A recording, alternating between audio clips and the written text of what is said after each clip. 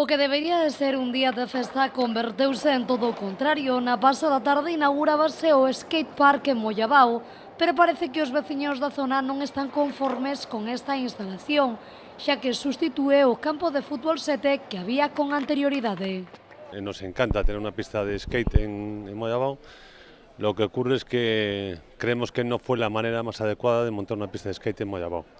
Tenemos una pista de fútbol, se usaba con asiduidad, había días que se utilizaba mucho, otros días menos. Y lo ideal hubiera sido sumar, es decir, a la pista que teníamos de fútbol, añadirle una pista de skate. De tal manera que tendríamos más instalaciones deportivas.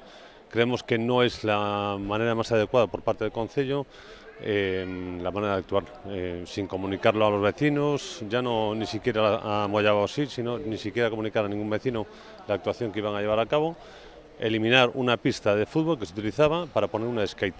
Houbo momentos de moita tensión na pasada xornada. Dende a asociación Mollabao sí entenden o cabreo, pero non a maneira de expresarse que tiveron algúns veciños da zona. Desde Mollabao sí entendemos perfectamente el cabreo de los vecinos, pero no compartimos la manera de actuar. Creemos que la manera de actuar es otra, hay otras vías, se puede hacer una protesta, entendemos perfectamente que haya nervios, haya gente que se haya ido un poquito de madre.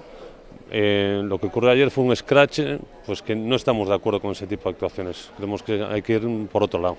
Se puede uno manifestar, debemos canalizar las protestas a través del ayuntamiento, podemos poner pancartas, etcétera, pero creo que no es la manera más adecuada de actuar. E dende a Asociación de Skate Pontevedra non comprenden como un día de festividade acabou desa maneira. Un día que tiña que ser unha celebración, pois acabou nunha pelea, unha trifulca co concelleiro, cando creo que tiña que ser un día pois de estar pois todos contentos. Vinieron máis ou menos 100 e pico persoas a patinar. Decíanos onte que si era un deporte minoritario, home. Eu vivo aí enfrente da cancha de fútbol e ao mellor pasan 10 persoas en todo o mes a xogar. Entón, pode ser un deporte minoritario? Sí ou non, pero onte había 100 persoas aí.